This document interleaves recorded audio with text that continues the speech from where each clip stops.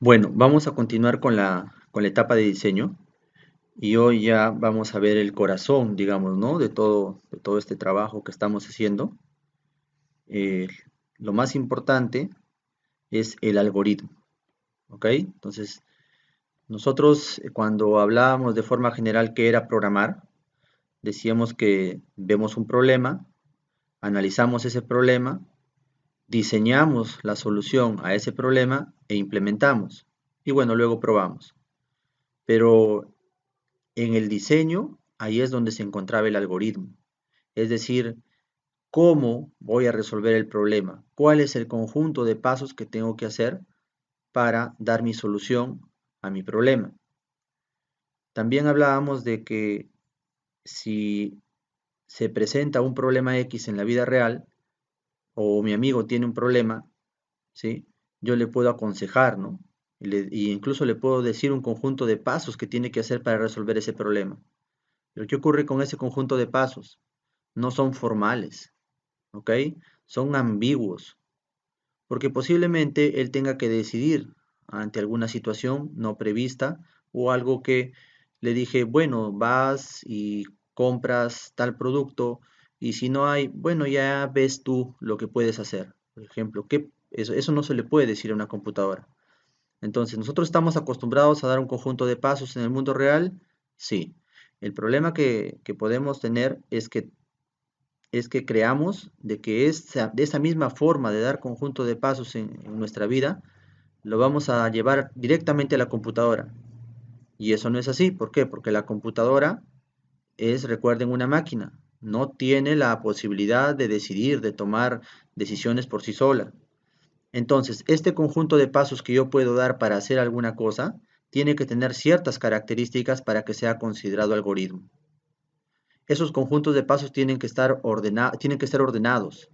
Es decir, paso uno, paso 2, paso 3, paso 4. O sea, quién va a realizarse, ¿sí? Antes, bueno, quién después y así sucesivamente. Cada paso tiene un orden. Ese conjunto de pasos deben ser precisos, no existir ambigüedad. Algoritmo para freír un huevo que alguien me quiera dar, ¿no? Entonces me dice colocar aceite en el sartén, ¿ya? Y cuando voy a colocar el aceite, ¿cuánto coloco? 2 mililitros, 1 litro, 3 litros. Yo no sé en realidad la cantidad. Ese paso no es preciso. O que me diga calentar el aceite. Es un paso ambiguo. Debería decirme calentar el aceite hasta que esté a 30 grados centígrados, por ejemplo. ¿Ok? Pasos definidos. Si yo ejecuto el algoritmo o si sigo ese conjunto de pasos más de una vez, yo debería obtener el mismo resultado, desde luego con las mismas entradas, ¿no? Yo tengo entradas, lo ejecuto una vez, o corro ese conjunto de pasos, obtengo una salida. Pasan 5 días, un año, tengo las mismas entradas, los mismos valores en las entradas, ya, no se vayan a confundir, los mismos valores en las entradas, entonces obtengo el mismo resultado. Pasos finitos. Quiere decir que el algoritmo no se va a quedar ejecutando o no se va a quedar haciendo un conjunto de pasos de forma indeterminada. Tiene que tener un límite. ¿Ya? Entonces, un algoritmo es un conjunto de pasos ordenados, precisos, definidos y finitos que permiten llegar a la solución de un problema. ¿Estamos de acuerdo? Entonces, hay ciertas cosas que son muy difíciles de especificar, digámoslo, con un algoritmo, ¿no? Porque, por ejemplo, les pido que me den el algoritmo, como les dije, para freír un huevo. Entonces, teniendo en cuenta eso, después que hacen su conjunto de pasos, tendríamos que ver si cumple esas características.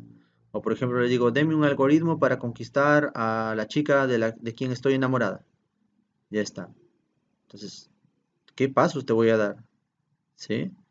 Entonces, hay que tomar en cuenta eso, estoy llevándolo a ejemplos extremos, con el fin de que vean que debe haber una forma en la cual yo dé un conjunto de pasos que tengan esas características. Significa que si yo logro tener un conjunto de pasos con lo que estamos viendo ahí, cualquier persona o cualquier máquina que no tenga inteligencia pueden ejecutar. Yo le llamo, me preguntaban una vez unos alumnos y me decían, ¿todo se puede programar?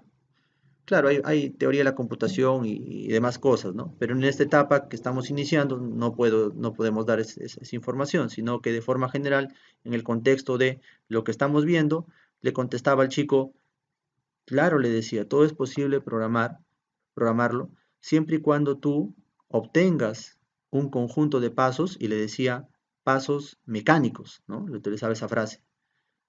Si tú puedes eh, convertir un conjunto de pasos así, mecánicos, con las características del algoritmo, entonces tú puedes solucionar o en todo caso programar lo que desees, ¿ya?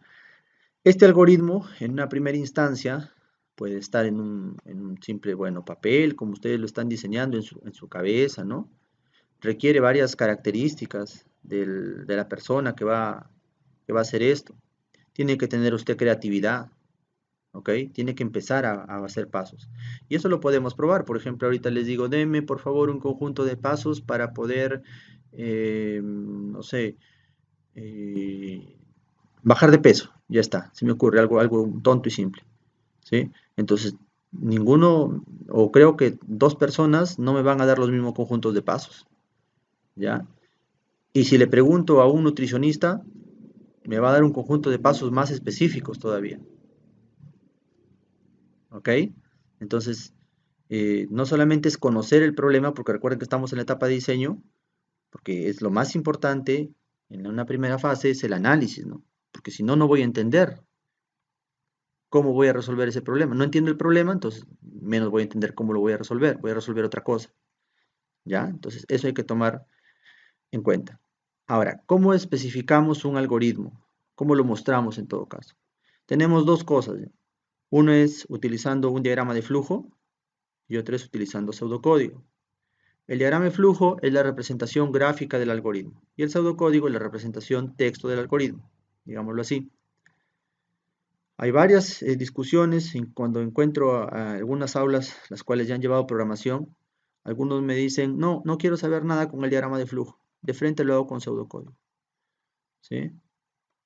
Pero el consejo es que si ustedes están empezando a programar, lo primero que tienen que hacer es diagrama de flujo.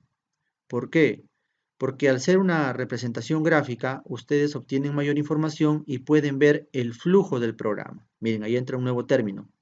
¿Qué es el flujo del programa? Bueno, el flujo del programa es como la dirección, ¿sí? La dirección o el recorrido, o cuál es el inicio y de cómo va corriendo el programa, ¿sí? Paso a paso. Eso vamos a hablar con un poquito más de detenimiento en la siguiente sesión, porque ahora nuestro flujo de programa va a ser secuencial. ¿Qué significa? Que una instrucción se va a ejecutar o un paso se va a ejecutar a continuación de otro. Solo va a haber un único camino, ¿ya? Flujo de programa secuencial. En cambio, en el pseudocódigo, como ya es texto, hay menos información y está básicamente como un escrito, ¿no? Como un documento que estoy tipeando, entre comillas. Entonces, eso trae un poquito a veces de problemas cuando se está empezando debido a que se ve el texto como algo secuencial, ¿no?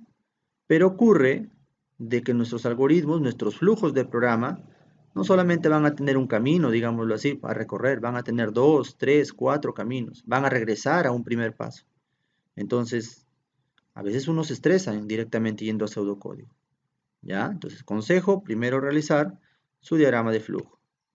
Ya está. Entonces, ¿qué decíamos? ¿Qué es un diagrama de flujo? Es una representación gráfica que utiliza símbolos estándar. Algo muy importante.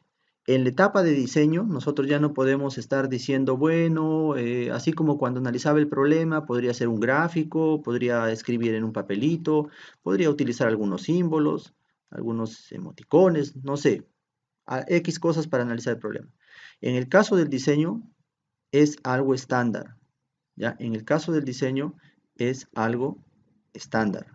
Nosotros ya tenemos que seguir una simbología que esté establecida para que cualquier persona que vea lo que ustedes han hecho lo entienda. Y esos símbolos estándar van a expresar, bueno, las instrucciones y van a expresar ciertas cosas que se hacen. Tienen una semántica, digámoslo así, que me va a permitir ver qué es lo que están haciendo para resolver el problema. En el diseño nosotros no tenemos que ver nada con un lenguaje de programación. No nos interesa si lo vamos luego a implementar en Pascal, en C, en C++, en MATLAB. No nos interesa. Este diseño es independiente. Es como si dijeran la construcción, ¿no? Que les decía. Pero yo hago el plano de la casa, pero la verdad no sé qué tipo de cemento vas a utilizar. ¿Vas a utilizar cemento Pacasmayo o cemento Sol? No lo sé. ¿Ok? Entonces, en ese sentido, nosotros somos aquí independientes de el lenguaje de programación.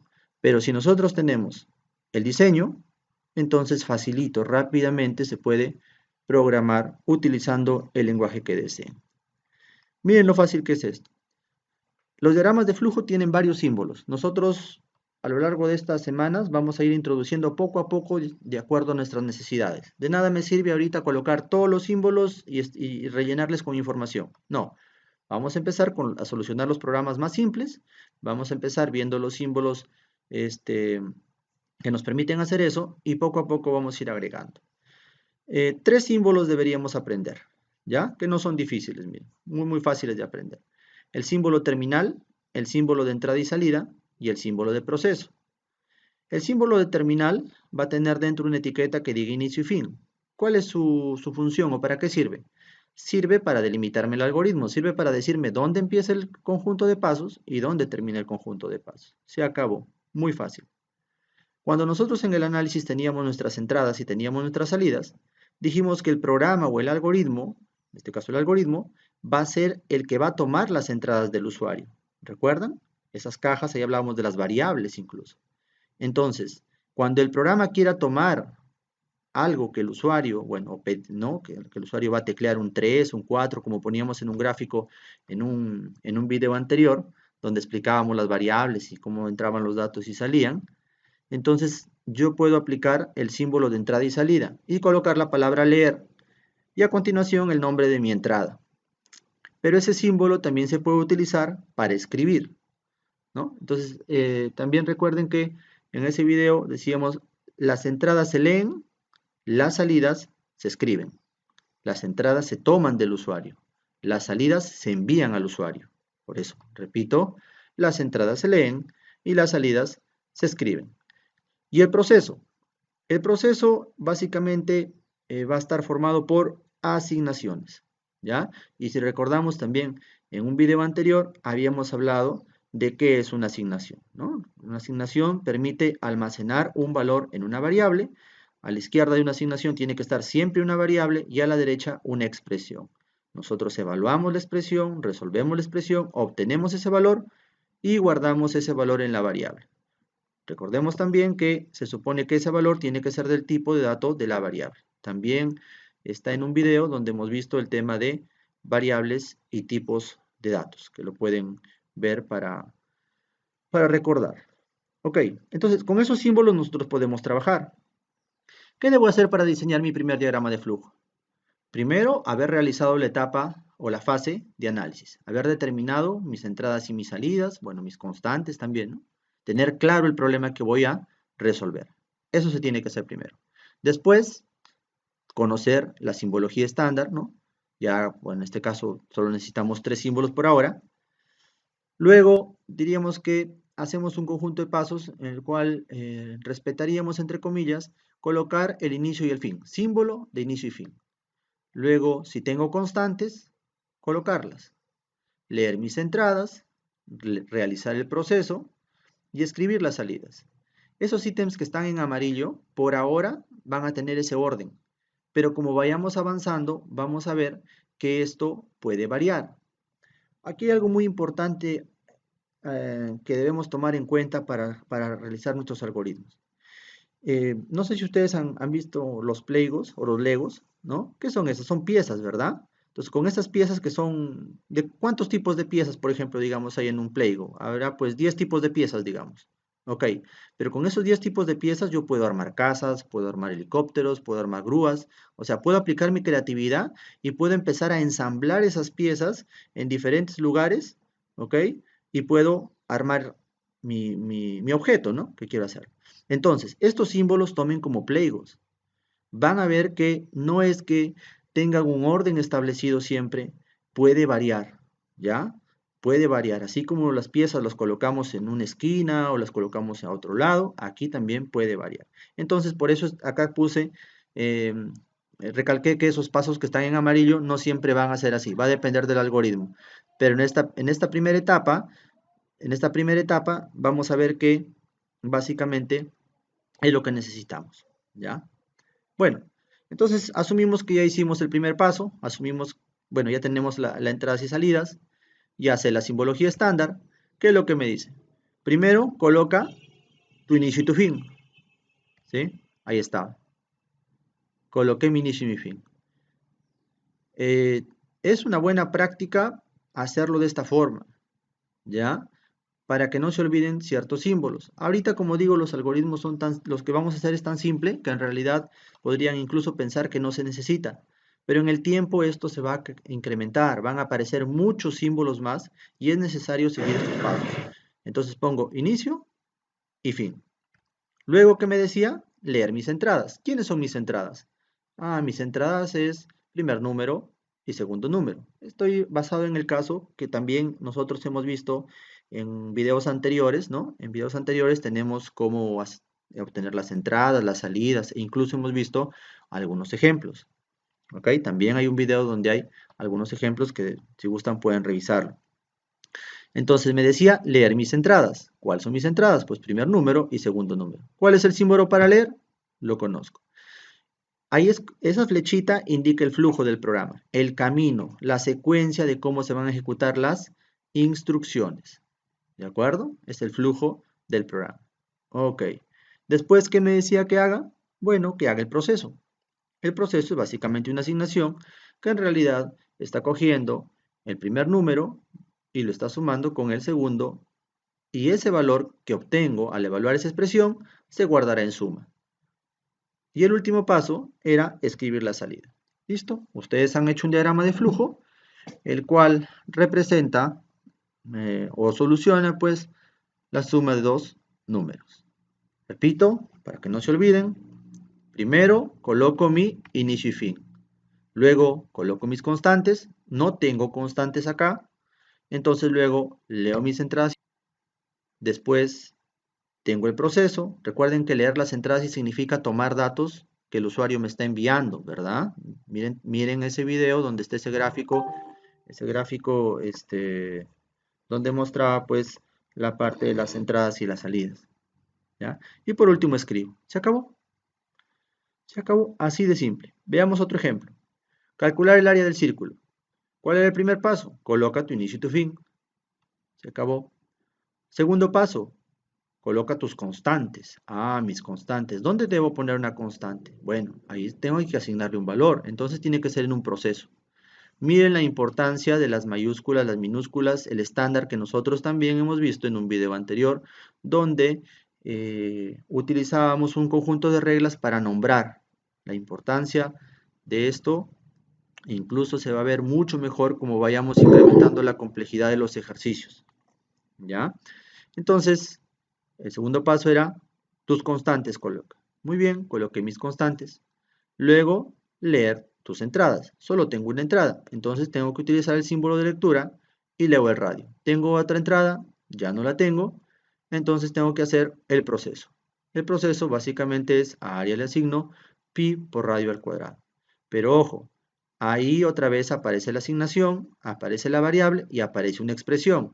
Recordemos que también hay un video donde hemos hablado de expresiones e incluso había algunos ejercicios que ustedes tenían que resolver. Hay que verificar eso. Eso ya no lo vamos a volver a explicar.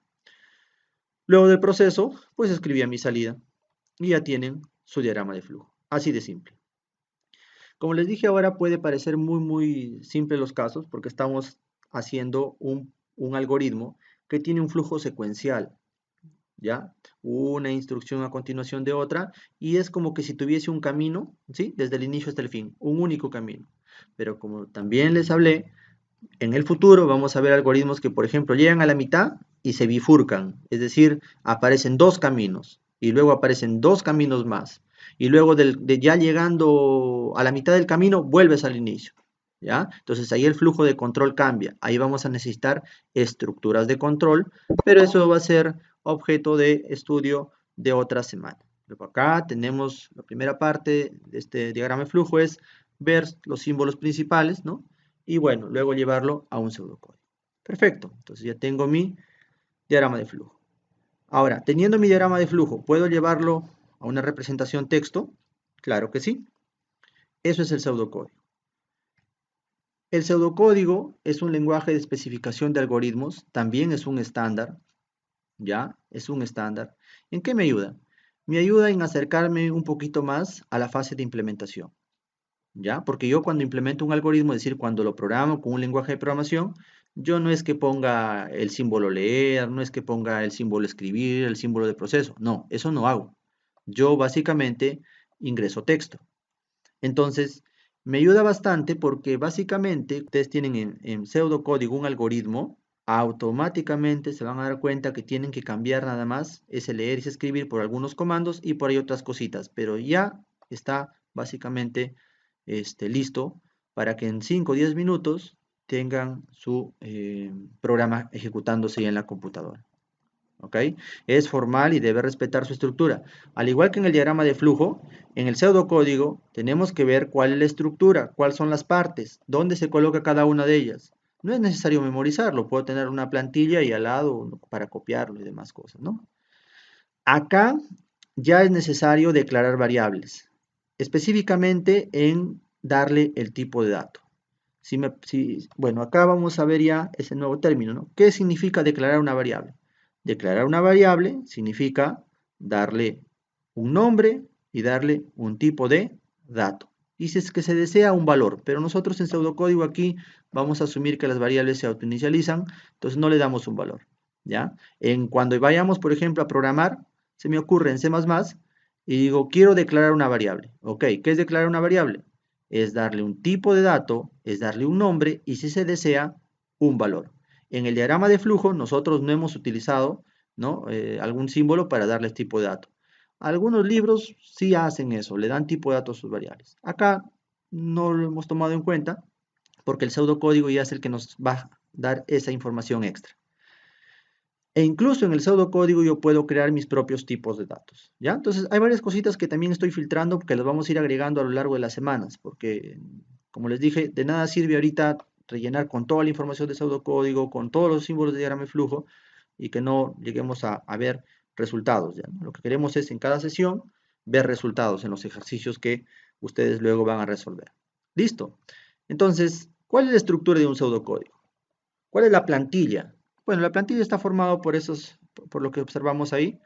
Vamos a tener la primera parte que es algoritmo. Esas palabras que están en amarillo siempre hay que mantenerlas, ¿ya?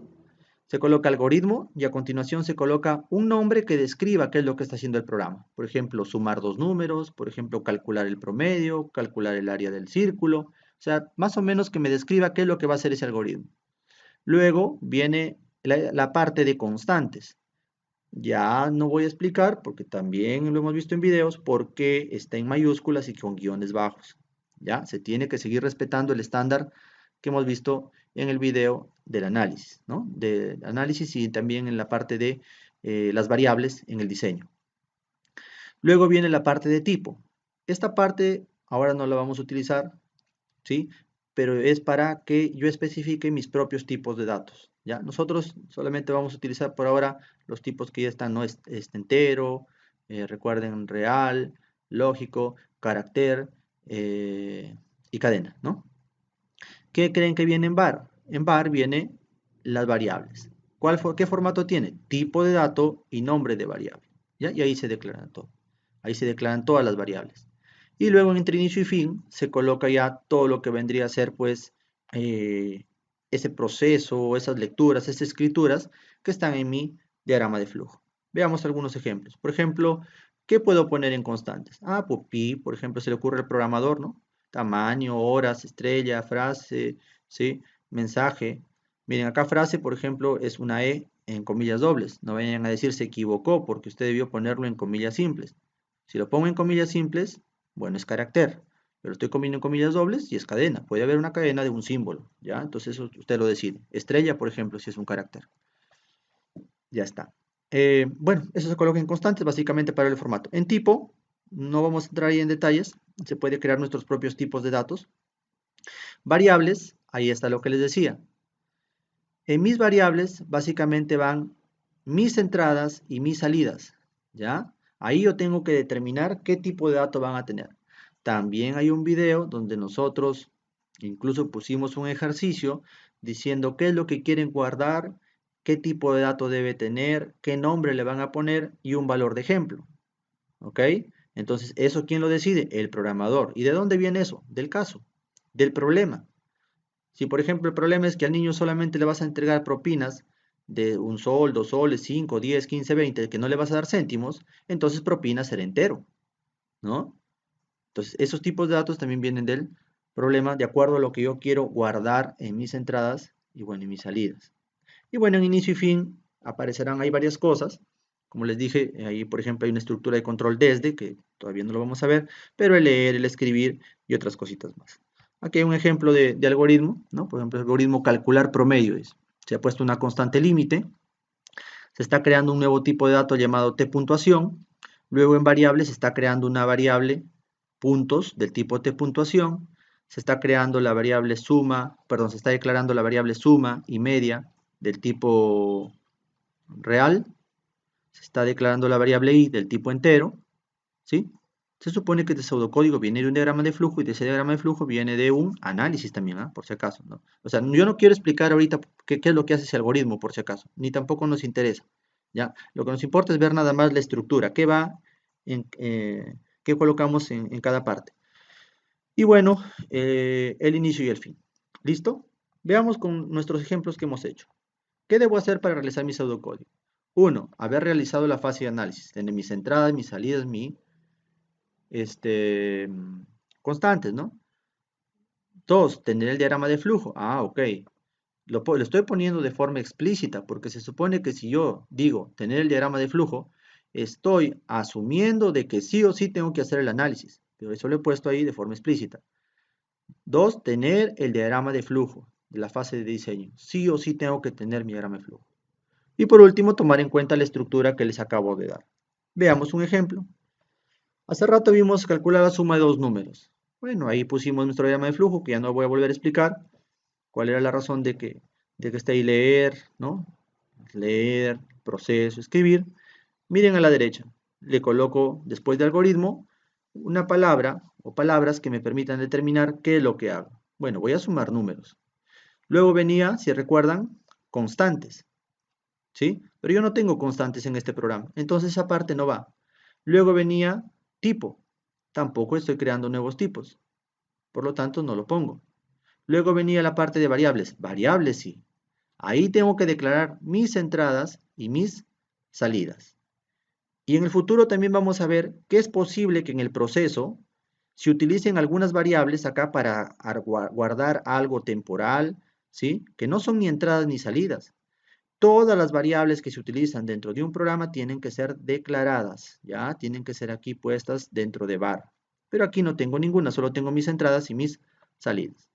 Y entonces luego, ya después de mis variables, viene inicio y fin. ¿Y qué hago en inicio y fin? En inicio y fin hago básicamente lo que se hace en mi diagrama de flujo. Miren, ahí está el leer, primer número, leer. Bueno, acá, perdón, me he equivocado, ¿ya? Acá es leer, segundo número, ¿sí? A suma le asigno primer número más segundo número y escribir suma. Se acabó. Ya está. Así de simple. Como les dije, posiblemente hasta este punto ustedes van a decir, pero no es estresante y redundante volver a hacer lo mismo si directamente hubiese podido hacerlo en pseudocódigo. Todavía no vemos estructuras de control. Todavía no vemos flujos de programa que no sea secuencial. Todavía no vemos bucles. ¿Sí? Todavía no vemos estructuras de control de selección simple, selección doble, selección múltiple. Será objeto de otras sesiones. Veamos nuestro otro ejemplo que teníamos, calcular el área del círculo. Bueno, algoritmo, calcular el área del círculo. Acá sí tengo constantes. ¿Ven? Aparece el área de la parte de constantes, pi igual 3.14. ¿Sí? Estoy siguiendo el estándar, ¿ya? El estándar me dice que ahí le pongo igual. La parte de variables, bueno, variables acá, por ejemplo, ¿qué error he tenido acá? Acá he tenido un error. Acá me falta, si se dan cuenta, acá me ha faltado colocar real área. Bueno, luego ya viene el inicio y este fin. Bueno, ya no tengo que hacer este pi le asigno 3.14 porque ya está en constantes, ¿sí? Leo el radio, bueno, el proceso y escribo. Así de simple, señores. Entonces, lo que ahora queda es que ustedes resuelvan los ejercicios haciendo el análisis, haciendo el diseño, ¿no? En el diagrama de flujo y también en el pseudocódigo. Les voy a poner una lista de ejercicios para que ustedes puedan trabajar.